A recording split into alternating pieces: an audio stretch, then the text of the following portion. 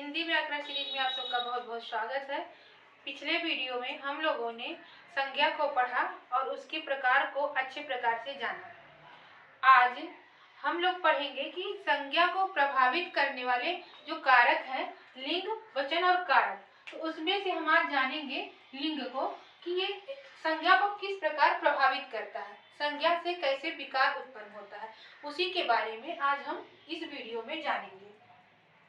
तो चलिए पढ़ते हैं और अच्छे से पढ़िए और नोट बनाइए। जितने भी यहाँ बताए जा रहे हैं, जितने भी वर्ड हैं, सारे किसी न किसी प्रश्न में पूछे गए हैं। तो आइए हम जानते हैं कि लिंग किसे कहते हैं। संज्ञा के जिस रूप से नर या मादा जाति का बोध हो उसे लिंग कहते हैं। लिंग का ये अर्थ जो होगा पहचान होगा, पहचान, जिससे हम किसी का पहचान कर पाए कि वो कौन है। जो व्यक्ति है यानी जो संज्ञा है, जो नाम है, वो क्या है, उसका पहचान क्या है, वो स्त्री है या पुरुष है, वो स्त्री है या पुरुष है। तो उसे जो व्याकरण में है, स्त्री को हम स्त्रीलिंग वचन में जानते हैं, स्त्रीलिंग बोलते हैं, और पुरुष को पुल्लिंग बोलते हैं। जबकि यही चीज जब हम संस्कृत में पढ़ते हैं तो एक प्रकार और दे देता है, जो है वो नपुंसक लिंग, नपुंसक लिंग। अब जो नर होंगे वो पुल्लिंग के अंतर्गत आएंगे और जो स्त्री होगी यानी मादा जात के लोग होंगे वो स्त्री लिंग में प्रयोग किए जाते हैं। ये बात संस्कृत में कहा जाता है कि जब ना स्त्री हो यानी प्राणीवाचक जो शब्द नहीं है उन्हें नपुंसक के अंतर्गत रख लेते हैं। लेकिन हिंदी के व्याकरणाचार्य थे वो इसको हटा दिए, यानी नपुंसक लिंग को हिंदी से हटा दिए। तो जब इसको हटा दिए, सिर्फ दो ही लोगों को रखे, दो ही प्रकार को रखे, तो उसको अभी ये दिक्कत होने लगी कि कैसे बोध कराया जाए कि ये स्त्रीलिंग है, ये शब्द पुल्लिंग है। क्योंकि बहुत सारे शब्द ऐसे हैं जो नपुंसक है, जो प्राणीवाचक नहीं है। तो उसमें क्या किया गया कि लिंग को जो निर्धारित किए विद्वानों ने, उन्हें तीन प्रकार से कर दिए। एक विशेषण के आधार पर, एक सर्वनाम के आधार पर और एक क्रिया के आधार पर। कि इन तरीकों से यानी विशेषण में प्रयोग करके विशेषता निकाल कर उसके फिर हम देखते हैं, उसके बाद सर्वनाम उसके साथ लगाकर देखेंगे, फिर हम क्रिया करा के देखेंगे। इन सारे तरीकों से जो ये नपुंसक वाले शब्द हैं, जो प्राणीवाचक शब्द नहीं है, उनको हम प्रयोग करके देख लेंगे। तो अब ये क्या कह रहा है कि संज्ञा जो शब्द है, जो भी संज्ञा का यानी जो भी नाम है, उसके जिस रूप से, जिस व्यापार से, जिस तरीके से जो भी कह लिया जाए, हमें ये पता चले कि ये नर है यानी पुल्लिंग है और ये मादा यानी स्त्रीलिंग है। ये पता चले वो क्या है, लिंग है। जैसे हमने कहा सोहन, ये जैसे है, हमने कहा सोहन, हमने कहा सीता। तो सोहन कहते ही हमें भाव आता है कि ये किसी पुरुष के बारे में कहा जा रहा है, इसलिए ये क्या हो गया, पुल्लिंग शब्द हो गया। ये क्या है, पुल्लिंग हो गया। और सीता कहने पर तुरंत हमें भाव ये आता है कि किसी स्त्री के बारे में कहा जा रहा है। तो यहाँ पर क्या हो गया, स्त्रीलिंग हो गया, ये स्त्रीलिंग हो जाता है। इस प्रकार से हम जान पाते हैं कि फला शब्द जो है स्त्रीलिंग है और फला शब्द ये पुल्लिंग है। तो ये तो प्राणीवाचक शब्द हो गए जिससे हम ये निर्धारित कर पाए कि ये स्त्रीलिंग है और ये पुल्लिंग है। अब हम जो संस्कृत है उसमें तो एक लिंग और है, नपुंसक लिंग। तो जो प्राणीवाचक शब्द नहीं है उसे हम नपुंसक में रख देते हैं। लेकिन अब हिंदी में क्या होता है कि जैसे कह दिया गया मेज, कह दिया गया मकान, कह दिया गया कि पुस्तक, ये सब क्या है, इसको हम कैसे निकालेंगे और किसके अंतर्गत रखेंगे कि ये पुल्लिंग है कि स्त्रीलिंग है। तो इसके लिए विद्वानों ने किया, चलिए इसके आगे विशेषण लगा देते हैं। जैसे जो ये बड़ा शब्द है ये पुल्लिंग जाति का बोध कराता है, पुरुष जाति का बोध कराता है, इसलिए ये मकान शब्द क्या है, पुल्लिंग है। अब क्या क्या होता है, जैसे कह दिया गया कि लड़की, छोटी लड़की, इसके आगे हम जो विशेषता, जो लड़की है वो कैसी है, छोटी है। अब ये छोटी है, ये हमें ये पता चल गया विशेषता लगाने पर, तो छोटी ई की मात्रा आया, तो ये क्या हो गया, ये स्त्रीलिंग का बोध करा रहा है। ये शब्द जो है हमें स्त्रीलिंग बता रहा है, तो ये लड़की क्या है, स्त्री है, स्त्रीलिंग का बोध करा है, तो ये शब्द क्या है, स्त्रीलिंग का है। इसी प्रकार जब सर्वनाम से हमें निकालना होता है कि ये लिंग किस प्रकार से है, तो हम जो संज्ञा शब्द होगा उसके आगे सर्वनाम लगाएंगे। जैसे कह दिया गया संज्ञा है, अब इसके आगे जब हम सर्वनाम लगाते हैं तो हम लगाते हैं जैसे मेरा घर, अगर हम इसको आगे लगाएंगे मेरी घर, तो शब्द क्या हो जाएगा, गलत हो जाएगा। तो जब शुद्ध शब्द बन रहा मेरे घर, मेरा घर से, तो घर क्या हो गया, ये पुल्लिंग हो गया, ये क्या हो गया, पुल्लिंग हो गया।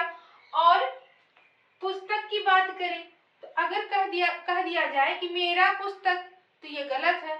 हम प्रयोग करते हैं दोनों में, तो जिसमें शुद्ध उच्चारण होता है, शुद्ध होता है, वही हम मान लेते हैं। तो कहा जाता है मेरी पुस्तक, ये पुस्तक क्या है, संज्ञा है, संज्ञा के आगे मेरी जो है सर्वनाम लगा, यानी ये पुस्तक क्या है, ये स्त्रीलिंग है, इसे स्त्रीलिंग में हम प्रयोग करते हैं और ये शब्द क्या है, स्त्रीलिंग है।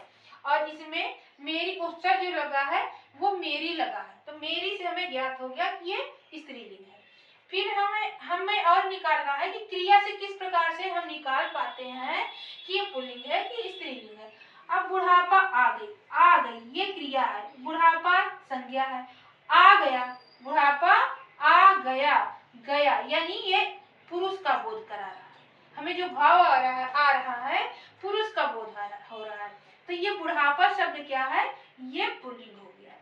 इसी प्रकार एक शब्द है सहायता। अब सहायता मिला है कि सहायता मिली है, ये सोचना है। तो हम जब मिली लगाते हैं कि सहायता मिली है, तो जो मिली शब्द आता है ये क्रिया है, और क्रिया में जब इसे प्रयोग करें तो यहाँ हमें ये भाव आता है कि सहायता मिली है। तो जब सहायता मिली तो ये हमें क्या बोध कराया, जो सहायता है ये स्त्रीलिंग का बोध करा दिया। यहाँ पर ये शब्द कौन सा हो गया, स्त्रीलिंग। इस प्रकार से हम पहचान पाते हैं कि संज्ञा का निर्धारण हम व्याकरण में किस प्रकार से करेंगे। अब हम जानेंगे लिंग का प्रकार, लिंग कितने प्रकार के होते हैं। तो जो हिंदी में है वो लिंग दो प्रकार के होते हैं, एक तो पुल्लिंग है और स्त्री में। तो ऐसा क्यों बोला गया कि हिंदी में दो प्रकार के होते हैं, तो किसमें और प्रकार होते हैं। तो जो हिंदी है ये आया कहाँ से है, संस्कृत से आया है, हिंदी शब्द संस्कृत से लिया गया है। और संस्कृत में जो ये लिंग है वो तीन प्रकार के होते हैं, एक पुल्लिंग होता है और एक स्त्रीलिंग होता है और एक नपुंसक होता है, नपुंसक लिंग होता है। अब इसमें जितने अप्राणिवाचक शब्द आएंगे, संज्ञा आएंगे, उसको नपुंसक के अंतर्गत रख देंगे, और जिसमें प्राणिवाचक शब्द जो है और जिसमें प्राण है वो इसके पुल्लिंग के अंतर्गत रख देंगे, और जो स्त्री का बोध कराए, जो संज्ञा शब्द स्त्री का बोध कराए उसे स्त्री लिंग के अंतर्गत रखते हैं संस्कृत व्याकरण में। और यहाँ पर हिंदी में सिर्फ दो है। अगर प्रश्न संस्कृत का नाम लेकर पूछता है तो यहाँ संज्ञा के कितने प्रकार हैं, तीन है, और यहाँ पर कितने हैं, दो हैं। ये हमें याद रखना है कि हिंदी में जो लिंग है वो दो प्रकार के होते हैं। अब हम जानते हैं कि पुल्लिंग किसे कहते हैं। तो इसकी जो परिभाषा है, जिस संज्ञा शब्द से पुरुष जाति का बोध होता है उसे पुल्लिंग कहते हैं। जैसे आचार्य, लड़का, समुदाय, ठठेरा, किन्नर, भगवान, गायक आदि, इस और शब्द होंगे। देखिए आचार्य कहने से आचार्य का बोध होता है, महसूस होता है कि हम जानते हैं, यानी बोध होता है, ज्ञान होता है कि यह पुरुष जाति का है। लड़का कहने से भी हमें यही बोध होता है। और जैसे समुदाय शब्द आ जाता है तब तब वहाँ समस्या होती है कि अब हम यहाँ इसके स्त्रीलिंग में रखें कि पुल्लिंग में रखें। तो इसके आगे हमने जाना कि हम यहाँ विशेषण प्रयोग करेंगे, यहाँ हम सर्वनाम प्रयोग करेंगे और क्रिया करेंगे। तो उसके आधार पर हम निकालते हैं। तो समुदाय क्या है, अच्छा समुदाय बना है, बड़ा समुदाय बना है, ऐसे करके हम निकालते हैं कि पुल्लिंग है। ठठेरा, इसमें भी प्रयोग करेंगे तो ये पुल्लिंग हो जाएगा। अब बात आती है कि किन्नर को हम किसके अंतर्गत रखें। किन्नर शब्द आता है कि ये पुल्लिंग है कि ये स्त्रीलिंग है, तो इसको विद्वानों ने पुल्लिंग के अंतर्गत रखा है, ये याद कर लेना है। भगवान हमारे हैं, मेरे हैं, तो वो पुल्लिंग का बोध करा रहे हैं, मेरे भगवान। तो ऐसे शब्द प्रयोग करके हम ये जानते हैं कि ये भगवान शब्द क्या है, पुल्लिंग है। गायक गाना गाता है, क्रिया करा दिए तो क्रिया कराने में पता चल गया ये पुल्लिंग है। और भी इसके बहुत सारे नियम है पुल्लिंग को पहचानने के लिए। अब बात आती है कि पुल्लिंग शब्दों की पहचान कैसे की जाए। तो आइए, इसको विद्वानों ने कुछ नियम दिए हैं। जैसे कामता प्रसाद गुरु जी ने बताया है, लगभग बहुत सारे विद्वान इनके मत से सहमत भी हैं। तो इन्हीं के अनुसार हम देखते हैं कि उन्होंने क्या नियम बताया है कि पुल्लिंग और स्त्रीलिंग शब्दों को हम पहचान पाए। तो आइए जानते हैं। ये नियम नंबर 1 है, कह रहा है कि आ, आओ, पा, पन, ना प्रत्यय लगा हो। अब यदि किसी शब्द में आ लगा हो प्रत्यय, आओ प्रत्यय लगा हो, पा प्रत्यय लगा हो, या पन प्रत्यय लगा हो, या ना प्रत्यय लगा हो, तो ऐसे शब्द क्या है, पुल्लिंग शब्द होंगे। ये कैसे शब्द होंगे, पुल्लिंग शब्द होंगे।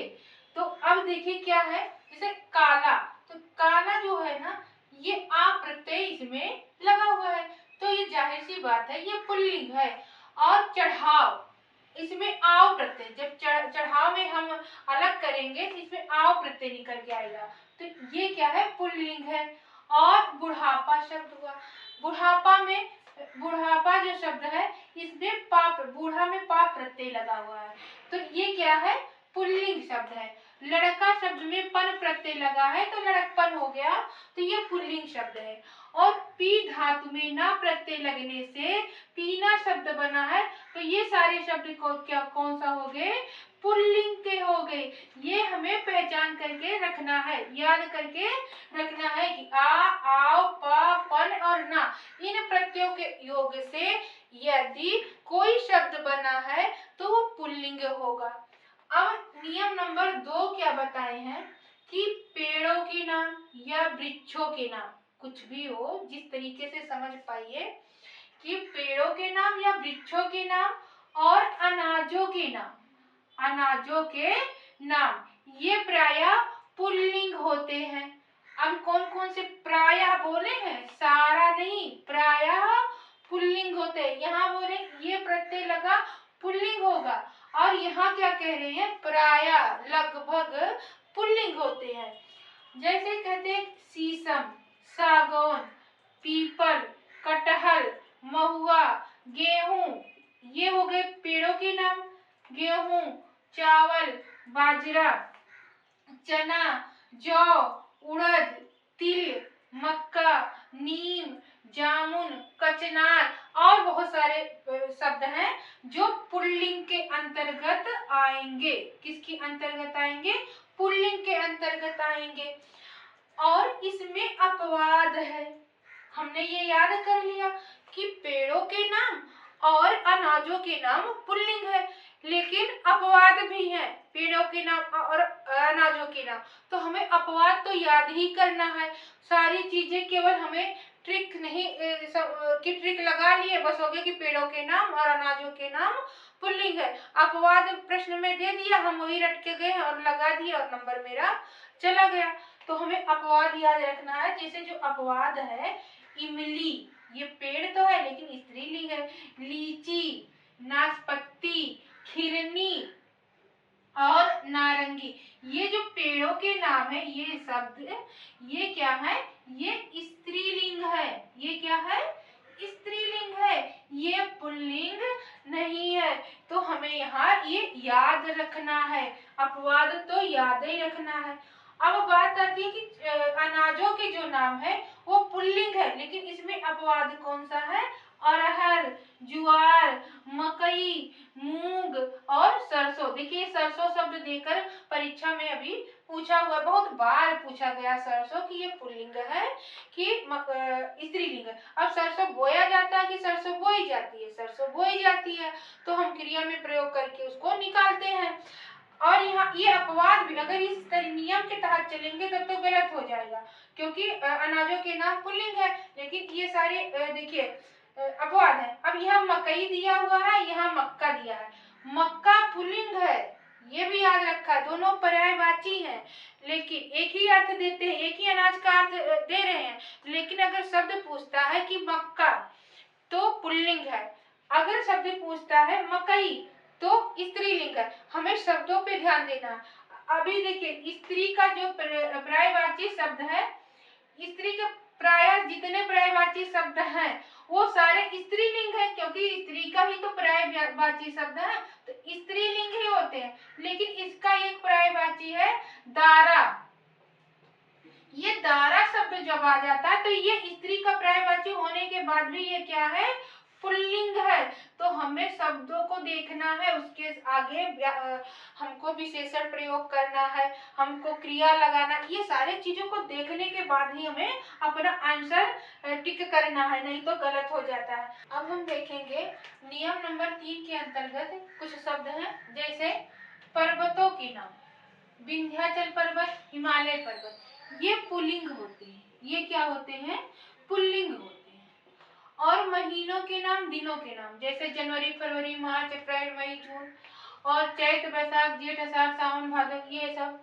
और हुआ सोमवार से लेकर रविवार तक जितने दिन हैं, दिनों के नाम। महीनों और दिनों के नाम क्या है? पुल्लिंग होते हैं, और ये क्या है? पुल्लिंग होंगे। और धातुओं के नाम, जो धातु होते हैं हमारे वो पुल्लिंग होते हैं, जैसे सोना, तांबा, पीतल, लोहा। लेकिन अपवाद है इसमें चांदी। ये हमें याद रखना है कि अपवाद कौन सा है? ये चांदी क्या है? ये स्त्रीलिंग है, ये स्त्रीलिंग है और ये पुल्लिंग है। शरीर के अंगों के नाम, जैसे जो हमारा शरीर है इसके जो विभिन्न अंग है उसमें ज्यादातर पुल्लिंग शब्द होते हैं, जैसे हाथ, पैर, दांत, मुख, मस्तक, ये सारे शब्द क्या है? पुल्लिंग। मस्तक, ये सारे शब्द क्या है? पुल्लिंग है, ये पुल्लिंग है। और इसमें अपवाद क्या है? आंख, नाक, जीभ, नस, हड्डी, ये सब स्त्रीलिंग है। ये जितने शब्द है अपवाद क्या है? स्त्रीलिंग है।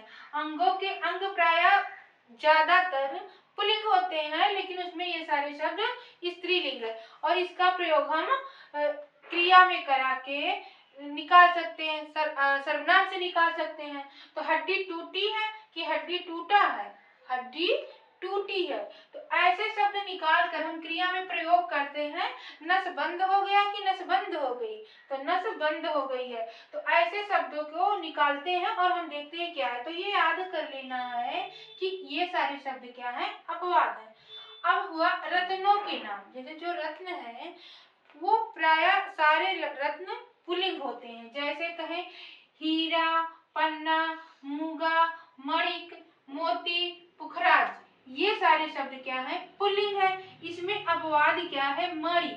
इस मणि को याद रखना है। ये मणि शब्द क्या है? ये स्त्रीलिंग है, ये स्त्रीलिंग है और ये पुल्लिंग है। फिर जितने हमारे ग्रह हैं, जैसे बुध, बृहस्पति, अरुण, वरुण, यम, मंगल, जितने भी ग्रह है 8 ग्रह, और उपग्रह जैसे चंद्रमा हुआ, ये सब क्या है? पुल्लिंग है। इसमें भी हम याद कर लेते हैं कि ग्रहों के नाम पुल्लिंग है, लेकिन पेपर में आया पृथ्वी। अब पृथ्वी क्या है? ये अपवाद है भैया, ये अपवाद है, ये क्या है? स्त्रीलिंग है, ये हमें याद रखना है। अब आगे क्या नियम है? कामता प्रसाद गुरुजी और विद्वानों ने, सब लोगों ने कहा कि जो वर्णमाला के अक्षर हैं आ से लेकर ओ औ तक, आ या इसके आगे ओ औ का खा गा गा अंगा मा चा पा यानी ज्ञा तक जितने भी वर्ण है ये सब क्या है, पुल्लिंग है। ये क्या है, पुल्लिंग है। लेकिन इसमें अपवाद क्या है, ई और ई यानी छोटी बड़ी ह्रस्वी दीर्घी और री, ये तीनों वर्ण क्या है, ये तीनों वर्ण स्त्रीलिंग है, स्त्रीलिंग है। इसे हमें अपवाद को जरूर से जरूर याद रखना है परीक्षा के दृष्टि से, बहुत ही महत्वपूर्ण है। और दूसरा क्या कहें कि द्रव पदार्थ जितने हैं यानी पानी वाले पीने वाले जितने पदार्थ हैं वो सारे प्रायः पुल्लिंग शब्द होते हैं, जैसे कि घी, पानी, दूध, दही, इत्र, तेजाब, सिरका। सिरका और दही, ये तो जैसे ये एक नियम बन गया है कि लगभग परीक्षाओं में यही सारे वर्ड पूछे जाते हैं। अब इसमें अपवाद क्या है, जैसे चाय, स्याही, शराब, छाछ और मिट्टी।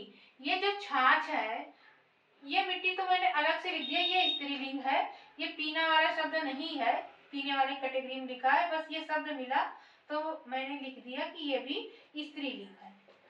ये और ये इतना जो है ये अपवाद है, जो पीने वाले शब्द हैं, ये चारों तो याद ही रखना है। इसके लिए हम कह सकते हैं कि जिस चीज को पीने से नशा हो वो क्या है, स्त्रीलिंग है। जैसे चाय हुआ, स्याही हुआ, शराब हुआ, ये सारे चीज क्या है, नशीली है, तो ये स्त्रीलिंग में आएंगे। ये याद करने का एक ट्रिक है छोटा सा, यही मान सकते हैं। फिर नदियों के नाम जो है, जितने भी नदियों के नाम हो क्या है, ये स्त्रीलिंग होते हैं, नदियों के नाम स्त्रीलिंग होते हैं। और पीने वाले सारे पदार्थ क्या होते हैं, पुल्लिंग होते हैं। अपवाद क्या है, चाय, स्याही, शराब, जो ये छाछ है, ये स्त्रीलिंग हो गए। अब ये नदियों के जितने नाम क्या है, स्त्रीलिंग है, जैसे गंगा, जमुना, सरस्वती, गोदावरी, गोमती आदि जितने भी और आगे नदी आई, ये सारे क्या है, स्त्रीलिंग है। लेकिन अपवाद क्या है, ब्रह्मपुत्र नदी जो है, कृष्णा नदी एक आता है, ये एक कृष्णा नदी भी है, ये भी क्या है, ये पुल्लिंग है। इसे हम याद रखना है कि ये पुल्लिंग है, ये स्त्रीलिंग नहीं है। अब हम देखेंगे कि कुछ शब्द ऐसे होते हैं जो हमेशा स्त्रीलिंग में प्रयोग किया जाता है और हमेशा पुल्लिंग में प्रयोग किया जाता है। और उसको स्त्रीलिंग बनाने के लिए क्या किया जाता है और स्त्रीलिंग को पुल्लिंग बनाने के लिए क्या किया जाता है, उसको हम देखेंगे। जहां से प्रश्न अक्सर बन जाते हैं तो इस चीज को तो जरूर से जरूर हमें ध्यान रखना है। इस प्रकार अब हम देखेंगे कि कुछ शब्द जो हमारे व्याकरण में होते हैं वो हमेशा पुल्लिंग होते हैं और कुछ हमेशा स्त्रीलिंग होते हैं। उन शब्दों को हम यहाँ देख लेते हैं कि नित्य पुल्लिंग कौन से शब्द है और नित्य स्त्रीलिंग। नित्य का मतलब होता है हमेशा, जैसे कौवा शब्द हुआ तो इसका हम लोग कभी ऐसे नहीं, कौई नहीं होता कि हम कौवा के स्त्रीलिंग बनाने के लिए कौई बोल देंगे। जब हमें कौवा, खरगोश, चीता, भेड़िया, खटमल, मच्छर, इन शब्दों को जब हम स्त्रीलिंग बनाना चाहते हैं तो इसमें हम मादा लगा देते हैं। मादा, जैसे कहेंगे मादा कौवा। अब मादा कौवा लिखा हुआ है तो क्या ज्ञात होगा कि ये स्त्रीलिंग है। हाथी भी एक शब्द है कि हाथी कहेंगे तो मादा हाथी कह देते हैं, इसके लिए हम कहेंगे मादा हाथी। मादा भेड़िया, मादा खरगोश, मादा चीता, मादा खटमल और मादा मच्छर। खटमली शब्द नहीं बनाते हम कभी, स्त्रीलिंग के लिए खटमली शब्द नहीं बनेगा, मच्छरी कोई शब्द नहीं बनेगा। जो शब्द बने वो भी तो सार्थक होना चाहिए, पढ़ने में सही शुद्ध होना चाहिए। अगर ऐसे शब्द नहीं बनते हैं तो वो गलत होता है। इस प्रकार से यहाँ हम क्या लगा देते हैं, मादा शब्द लगाकर इसको हम स्त्रीलिंग बनाते हैं इन शब्दों को।